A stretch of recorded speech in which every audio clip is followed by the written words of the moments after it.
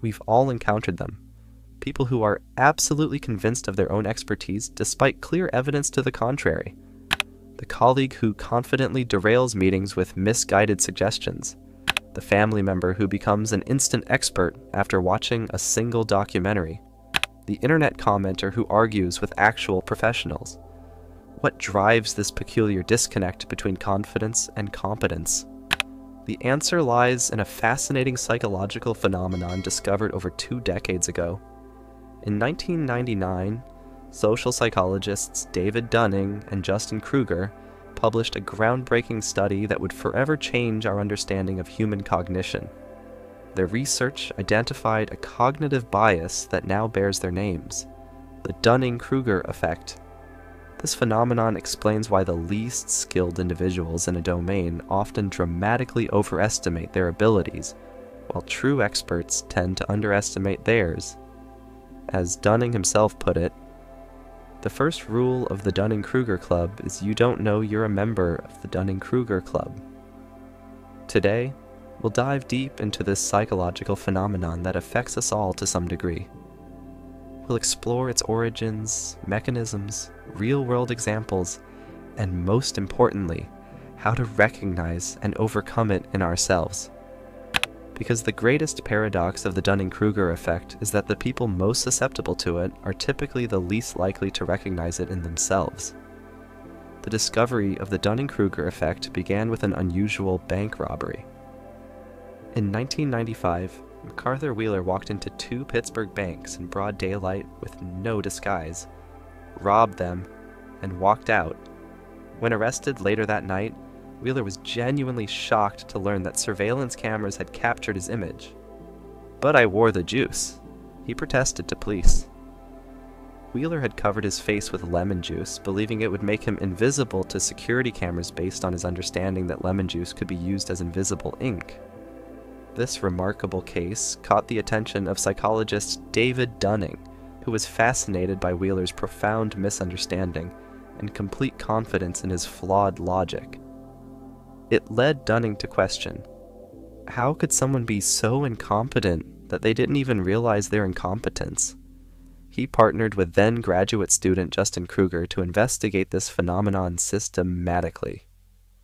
In their seminal study published in the Journal of Personality and Social Psychology, Dunning and Kruger assessed participants on humor, grammar, and logical reasoning skills. After each test, participants were asked to estimate how well they performed compared to others. The results were striking and consistent. Those who scored in the bottom quartile dramatically overestimated their performance, believing they outperformed 62% of their peers when they had actually only outperformed 12%. Meanwhile, top performers consistently underestimated their relative performance. As Dunning observed, if you're incompetent, you can't know you're incompetent. The skills you need to produce a right answer are exactly the skills you need to recognize what a right answer is. This creates a double burden of incompetence. Not only do people lack the skills to perform well, but they also lack the metacognitive ability to recognize their deficiency. At its core, the Dunning-Kruger effect stems from a metacognitive deficiency of failure to accurately assess one's own knowledge and skills. This metacognitive blind spot creates an illusion of superiority that can be remarkably resilient to evidence. The effect operates through several psychological mechanisms. First is the unknown unknowns problem. When we venture into unfamiliar territory, we lack awareness of the full scope of knowledge or skills required. We don't know what we don't know. As Dunning explains, the skills you need to produce the right answer are exactly the same skills you need to evaluate if an answer is right.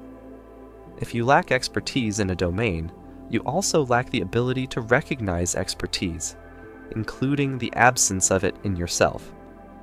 Second is confirmation bias. Once we form a belief about our abilities, we selectively attend to information that supports that belief while discounting contradictory evidence. A novice who believes they're skilled will remember their successes, attribute failures to external factors, and interpret ambiguous feedback positively. Third is the difficulty in accurately calibrating self-assessment. Even when trying to be objective, humans struggle to evaluate themselves without reference points. In the absence of clear feedback or comparison, we tend to rate ourselves above average, a phenomenon known as the above-average effect or illusory superiority. As philosopher Bertrand Russell aptly noted, the whole problem with the world is that fools and fanatics are always so certain of themselves, but wiser people so full of doubts. This insight captures the essence of the Dunning-Kruger effect. Confidence and competence are often inversely related at the extremes of the knowledge spectrum. While popular culture often portrays the Dunning-Kruger effect as a simple inverse relationship between competence and confidence, the actual relationship is more nuanced. Rather than a linear relationship, researchers have identified a characteristic curve that maps the journey from novice to expert. The journey begins at what some call Mount Stupid, the peak of confidence experienced by absolute beginners who have gained just enough knowledge to feel informed, but lack awareness of the vast terrain they haven't yet explored. As Mark Twain wisely observed, "It ain't what you don't know that gets you into trouble. It's what you know for sure that just ain't so." After this initial peak comes the valley of despair, when continued learning reveals the true scope of the domain, causing confidence to plummet. This is the critical juncture where many give up, unable to reconcile their self-image with the newly discovered reality of their limitations. Those who persevere begin the gradual climb up the slope of enlightenment, where competence and confidence slowly increase in tandem. With dedicated practice and learning, they eventually reach the plateau of sustainability, where high competence is matched with appropriately calibrated confidence. What's particularly interesting is how experts often exhibit a slight underconfidence relative to their actual abilities. This expert's uncertainty stems from their comprehensive understanding of the complexity and nuance within their field. They're acutely aware of the boundaries of their knowledge and the vastness of what remains unknown. As Nobel Prize-winning physicist Richard Feynman once said, "I think it's much more interesting to live not knowing than to have answers that might be wrong." This intellectual humility is a hallmark of true expertise, a far cry from the overconfidence of novices. While most experimental evidence for the Dunning-Kruger effect comes from laboratory settings and academic skills, the phenomenon extends far beyond these contexts, permeating virtually every domain of human endeavor. In professional settings, the effect manifests as the unskilled and unaware employee who consistently overrates their performance and contribution. One study found that 95% of managers believed they performed in the top 50% of their peer group, a statistical impossibility. This inflated self-assessment often leads to resistance to feedback, limited professional growth, and interpersonal conflicts. In healthcare, the effect can have life-threatening consequences. Medical students with the lowest skill levels often overrate their clinical abilities, potentially leading to dangerous overconfidence in clinical decision-making. One study found that doctors who were most confident about their diagnoses were not more accurate than their peers, but they were less likely to consult references or seek second opinions. In politics, the effect helps explain why some of the most vociferous voices on complex policy issues often demonstrate the least nuanced understanding. Those with rudimentary knowledge of economics, climate science, or international relations may express absolute certainty in their positions, while experts in these fields typically acknowledge the limitations and uncertainties inherent in their domains. In our digital age, the Dunning-Kruger effect has found a particularly fertile environment. Social media platforms allow individuals with minimal expertise to broadcast their opinions to wide audiences with the same apparent authority as established experts. This democratization of voice, while valuable in many ways, has also created what some researchers call an expertise crisis, a flattening of the perceived difference between novice and expert opinions. As Neil deGrasse Tyson puts it, One of the great challenges in this world is knowing enough about a subject to think you're right, but not enough about the subject to know you're wrong. This captures the essence of how the Dunning-Kruger effect operates beyond academic settings, shaping discourse and decision-making across society. The manifestation of the Dunning-Kruger effect isn't uniform across cultures. Research suggests that cultural factors significantly influence how people assess their own abilities, and how pronounced the effect appears in different societies. In Western, particularly American, culture, self-promotion, and confidence are highly valued. Children are raised to believe in themselves and their potential, creating fertile ground for overestimation of abilities. The American ethos of individual achievement and potential may inadvertently amplify the Dunning-Kruger effect by encouraging positive self-assessment, regardless of objective performance. By contrast, many East Asian cultures emphasize humility, self-improvement, and awareness of one's limitations. Studies have found that Japanese students typically rate themselves below average on many dimensions, the opposite of the above-average effect commonly observed in Western samples. This cultural tendency towards self-criticism may actually mitigate the Dunning-Kruger effect by encouraging more conservative self-assessments. Collective versus individualistic societal orientations also impact how the effect manifests. In more collectivist societies, where group harmony and interdependence are prioritized, individuals may be more receptive to feedback from others, and less likely to maintain inflated self-assessments that contradict group consensus. As Confucius wisely noted, real knowledge is to know the extent of one's ignorance. Cultures that embed this philosophy into their educational and social systems may naturally cultivate the metacognitive awareness that helps prevent the Dunning-Kruger effect from taking hold. However, no culture is immune to the basic cognitive limitations that underlie the effect.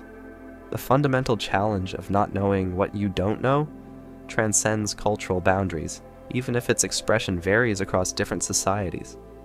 While the Dunning-Kruger effect highlights the dangers of overconfidence, it's important to recognize that confidence itself is not inherently problematic. In fact, a certain degree of self-belief is essential for motivation, perseverance, and achievement. Confidence becomes problematic when it's drastically misaligned with actual ability. This misalignment can lead to poor decision-making, resistance to learning, and interpersonal conflicts. However, appropriate confidence based on realistic self-assessment can be highly adaptive and contribute to success. Research in performance psychology has consistently shown that optimal performance typically requires a moderate level of confidence, enough to motivate action and persistence, but not so much that it prevents recognition of mistakes or areas for improvement. This calibrated confidence represents the sweet spot where self-belief aligns with reality. Interestingly, studies suggest that slightly overestimating one's abilities, by a small margin, may actually be beneficial in some contexts. This mild positive illusion can increase motivation, help overcome initial challenges, and lead to greater persistence in the face of setbacks. The key distinction is between slight overconfidence that drives effort versus the dramatic overestimation characteristic of the Dunning-Kruger effect. As psychologist Albert Bandura noted, people who have a sense of self-efficacy bounce back from failures. They approach things in terms of how to handle them, rather than worrying about what can go wrong. This healthy confidence differs fundamentally from the unfounded certainty of those caught in the Dunning-Kruger trap. The challenge, then, is not to eliminate confidence, but to cultivate it in proportion to actual ability, to develop what psychologists call epistemic humility alongside self-efficacy. This balanced approach acknowledges both our capabilities and our limitations. Perhaps the most challenging aspect of the Dunning-Kruger effect is recognizing it in ourselves. By its very nature, the effect blinds us to our own incompetence, creating a stubborn cognitive blind spot that resists self-awareness. The first step toward breaking free from this cycle is accepting the universal vulnerability to this bias. No one, regardless of intelligence or education, is immune to overestimating their abilities in domains where they lack expertise. As intellectual historian Robert Burton writes, "The feeling of knowing is not a reliable guide to whether or not you actually know something." Practical strategies for counteracting the effect begin with active solicitation of feedback from others, particularly experts in the relevant domain. External assessment provides the objective perspective that self-assessment often lacks. However, this requires genuine openness to criticism and a willingness to temporarily suspend defensive reactions. Deliberate practice with specific focus on areas of weakness can also help align perceived and actual ability. This practice must include clear, immediate feedback on performance to calibrate self-assessment. Without this feedback loop, practice alone may actually reinforce overconfidence rather than correct it. Cultivating metacognitive awareness, thinking about your thinking, serves as another powerful antidote. Regular reflection on the limits of your knowledge and consciously considering alternative perspectives helps develop the habit of questioning initial certainty. As Socrates wisely observed, the only true wisdom is in knowing you know nothing. Perhaps most challenging but most effective is developing comfort with uncertainty and not knowing. Modern society often rewards quick answers and confident assertions over thoughtful consideration and admission of limitations. Resisting this pressure requires intellectual courage, the willingness to say "I don't know" or "I'm not sure" when appropriate. As writer and philosopher Aldous Huxley noted, that men do not learn very much from the lessons of history is the most important of all the lessons that history has to teach. Similarly, the most important lesson of the Dunning-Kruger effect may be learning to question our certainty, especially when we feel most confident. Our information ecosystem has undergone radical transformation in recent decades, creating new dimensions to the Dunning-Kruger effect. The internet has democratized access to information, allowing anyone to gain surface-level familiarity with virtually any topic through a few quick searches. This easy access to information can create an illusion of understanding that amplifies the Dunning-Kruger effect. The structure of social media platforms further compounds the problem by rewarding confident assertions over nuanced expertise. Algorithms tend to promote content that generates engagement, which often means strong, unequivocal statements rather than careful, qualified analyses. This creates an environment where the loudest, most confident voices gain prominence regardless of actual expertise. Filter bubbles and echo chambers exacerbate these tendencies by shielding individuals from contradictory information that might challenge their perceived expertise. When surrounded only by those who share similar perspectives or levels of understanding, there are few opportunities to recognize one's limitations. The sheer volume of information available online also contributes to what researchers call knowledge fragmentation, the acquisition of discrete facts without the conceptual frameworks needed to integrate them meaningfully. This fragmented knowledge creates the sensation of understanding without its substance. As author Tom Nichols writes in The Death of Expertise, the internet lets us contact and interact with many more people than we would normally encounter in our daily lives, but it can also give us the false impression that our views are more widely shared and more correct than they actually are. The solution isn't to abandon digital information sources, but to approach them with greater metacognitive awareness. This includes recognizing that reading an article doesn't make you an expert, understanding the difference between access to information and comprehension of complex systems, and cultivating digital literacy skills that help distinguish between credible and questionable sources. As writer Maria Popova eloquently states, critical thinking without hope is cynicism, but hope without critical thinking is naivete. This balanced approach is essential for navigating the complexities of knowledge acquisition in the digital age. While the Dunning-Kruger effect operates at the individual level, its cumulative impact shapes societies, institutions, and public discourse in profound ways. Understanding these broader implications helps us recognize the effect not just as a psychological curiosity, but as a significant social force. In democratic systems, the effect influences electoral outcomes when voters with limited policy knowledge confidently assess complex proposals based on superficial understanding.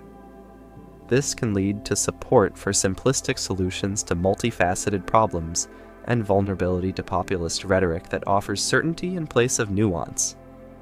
In organizational contexts, the effect can distort hiring and promotion decisions when those with limited competence but high confidence outshine more capable but modest candidates. Over time, this can lead to what researchers call confidence cascades, where entire organizational cultures begin to value and reward displays of certainty over actual performance. In scientific communication and public health, the effect creates resistance to expert guidance when individuals with minimal subject knowledge feel equally qualified to evaluate evidence as those with specialized training. This dynamic has been particularly evident during the COVID-19 pandemic, where confident non-experts often challenged public health recommendations based on limited understanding of epidemiology. The effect also influences educational systems, particularly when students or parents with strong opinions but limited pedagogical knowledge advocate for educational approaches that contradict evidence-based practices. This can undermine educational effectiveness and teacher authority. Philosopher Hannah Arendt's observation becomes particularly relevant. The ideal subject of totalitarian rule is not the convinced Nazi or the convinced communist, but people for whom the distinction between fact and fiction, true and false, no longer exists. While less dramatic, the erosion of epistemic authority through the Dunning-Kruger effect creates similar vulnerabilities in democratic societies. Addressing these societal implications requires both individual metacognitive development and institutional reforms that better distinguish between confidence and competence, that reward intellectual humility alongside demonstrated ability, and that create better systems for evaluating and communicating specialized knowledge. The journey through the Dunning-Kruger effect reveals a fundamental paradox of human knowledge. The more we learn, the more we recognize how much we don't know. As our circle of knowledge expands, so too does our perimeter of contact with the unknown. This paradox creates the counterintuitive trajectory we've explored, from the unearned confidence of novices to the calibrated uncertainty of experts.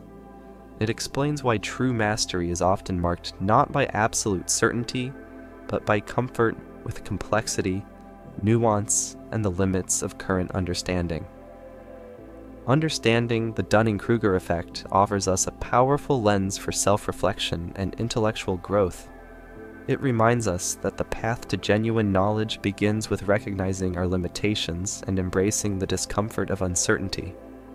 It encourages us to cultivate both the confidence to act and the humility to learn.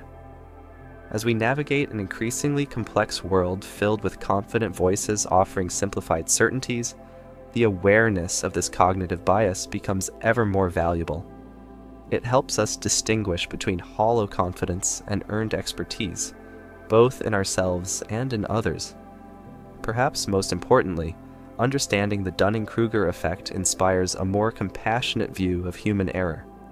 When we recognize that overconfidence often stems not from arrogance, but from the very structure of knowledge acquisition, we can approach disagreements with greater patience and intellectual charity.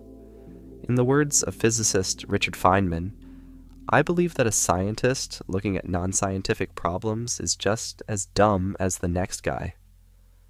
This humility from one of history's greatest scientific minds captures the essence of what the Dunning-Kruger effect teaches us, that wisdom begins not with certainty, but with the recognition of how much we have yet to learn.